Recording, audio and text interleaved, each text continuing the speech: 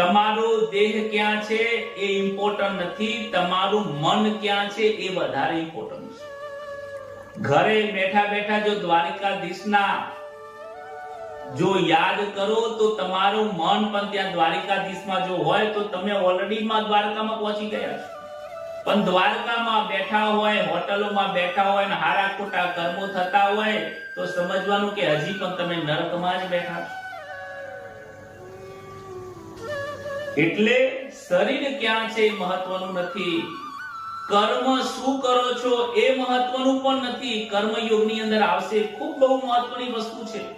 કર્મનું ફળ કેવું મળે છે, કયા બેઝ ઉપર એનું ફળ ઉત્પન્ન થાય છે, કેવું બીજ હોય એટલે કેવું ફળ મળે છે, કર્મ યોગની અંદર આવશે. હે ભગવાન, હે પ્રભુ, મેં મારા જીવનમાં ક્યારે પાપ કર્યા નથી, હું ધર્મના રસ્તે હતો એટલે તો